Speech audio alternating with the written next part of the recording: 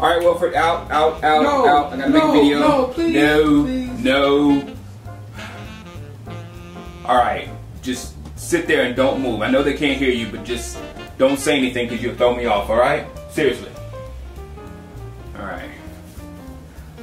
All right, everyone. This is the post-game review of the Giants-Cowboys game. I've been going crazy with it, ever since it was over. I said all the good things on my last video, but this time I'm going to bring up a lot of the bad stuff. So get ready to get mad at me because, I got to keep it real. All right, let's start Tony Romo. Tony Romo. All right. I said it on the DC Fanatics podcast. I'm done with it. I'm done with the Tony Romo roller coaster. I'm not gonna say he's not good because he is. He is good. I'm not gonna say he's not because it's obvious that he's a very talented quarterback. But some of the passes, even the interceptions were bad. But then some of the passes were just like, where's the ball going? So it's either all over here or all over here with this guy. So and I'm really needing some stability in my quarterback. I don't care if he's not as good as Tony Romo. Maybe this, with the way the defense is playing, maybe we need some kind of more stable thing or a more conservative type approach on the offensive end to try to grind the game down and keep the mistakes at a minimum, because 13 turnovers, that's just ridiculous. And I think Mooch was saying on NFL Network that we would be praising Romo if Des Bryant had made that catch in the game, and Dion was like, no, 4 interceptions. He's one of the main reasons why you're in that position. Now, I'm not going to blame him on all those things, because that's what first thing you're probably writing it already. It's not all Tony Romo's fault. There's 13 interceptions. And he's the quarterback. There's a large percentage of that's his fault.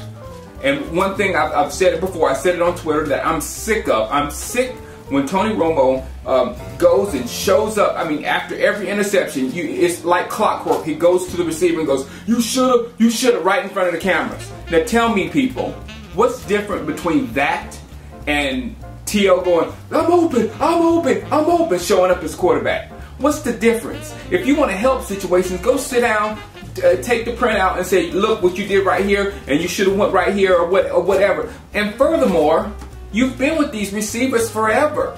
You've been with Dez for a long time. You've been with Miles forever. You've been with Witten, and that proves its point. That looks like you've been there with forever. But you've been with these guys forever. If you don't have it now, put in more time. Stop playing basketball and golf in the off season and go find those guys and work out. That's what Peyton Manning does. That's what the great ones do. So if you're going to get to the other level, make sure it happens before you on the field. Because if we wait and see you're going, dude, you should have done this and you should have done that on the football field, then it's too late. It's too late. So I'm done with all those antics. I'm done with a lot of stuff. 2nd and 1, 3rd and 1, 4th and 1. That was just dumb. 1 yard. That was just dumb. What do you know about football anyway? Browns fan. Uncle created Dog Pound 4 years ago. Oh. The Dog Pound was created longer than 4 years ago, Wilfred. Dog years. Okay. All right. Whatever. Tony was at fault also. Now I was getting tweets on the 3rd and 1, 4th and 1, and 2nd and 1, 3rd and 1, and 4th and 1 that Miles was open. And I had to wait until I see it. And DC Fanatic actually put it on the website where Miles on the 3rd and 1 play, Miles actually did a drag across the line of the first down where Tony Romo could have easily just hit him for the first down, but he elected to go to the end zone with Ogletree. That was Tony Romo's decision. We can't put that on anybody else. So he's got to take his part of the thing too. Now also, this is a perfect transition to Garrett, because on that 4th and 1 there wasn't even a look of a possible run there. There wasn't. Gucci man. I can understand the pass. I really can understand the pass on 4th and 1. You got to get that first down or whatever. But it seems to me like you would want to keep the defense honest in their lanes or in their rush lanes just in case, and put Felix in a position where he can run. When I saw Felix over on the side in that setup, I was like, oh, this is going to be a pass.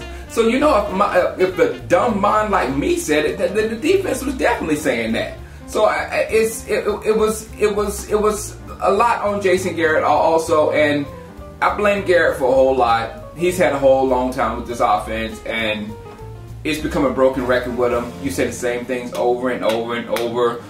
There's a maturity level. I put that on him. He could have done some more things. He should be able to pull him and sit him down when he's not seeming as focused as all because you can clearly see the effort is there with Dez.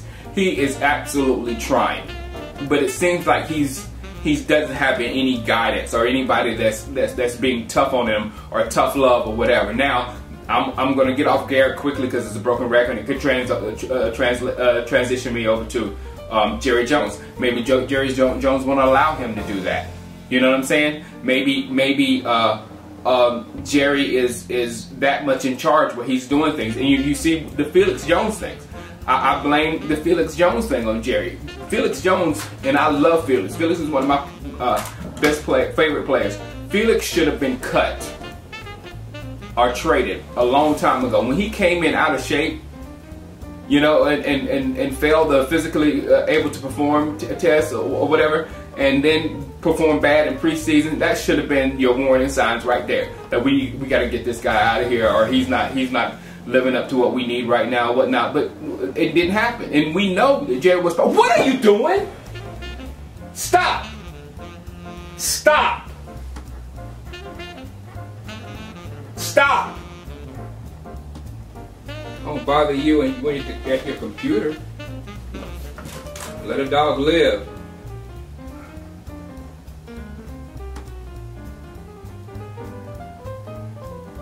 The final point that scares me is that this is the type of game that Jerry Jones will use to spin next season. We're almost ready for a Super Bowl. We're almost there. This is the type of game. We were a fingertip away from sweeping the Giants, so we're almost there. So and he did it last year with the Miles. We were that play for Miles. He uses games like this to keep us excited. Say, oh yeah, we were almost there. But the honest fact of that is that that's a characteristic of losing teams. Losing teams do that. Point Carolina Panthers. They've won one game this season. They can go back and say, oh, we almost beat Atlanta. We had them down. They had Atlanta beaten. They had them beaten. The undefeated team. Carolina had them beaten. And they lost on some ridiculousness. Seattle Seahawks. They had them beaten. All they had to do was get a half a yard into the end zone. They were half a yard away from beating the Seattle Seahawks. And they blew that play also on a bad call, bad coaching also over there. Then also last week with the 5-1 then, now 6-1 Chicago Bears had them down. They were done for. And they made some mistakes at the end of the game, and Chicago came out on top. These are characteristics of losing teams. These are not characteristics of a team that, oh wow, we're about to make it because we're a little bit. No, because there's been too many of these. There have been too many. I think it was like 5 last year, and there have been 2 already this year where we just lost it there at the end of the game. And we blame the little things that we lost, and it's an organizational thing. It's a very organizational thing. So if we don't make the playoffs and do some damage in the playoffs, which is going to be a hard thing, we got to make some serious changes around here. Point blank. All right, we got to get ready for the Falcons next week. Falcons! I love the Falcons! I thought you said you was a Browns fan. No, I love the Falcons. You start at their butthole and you rip them to their beat and you just eat them. They're delicious.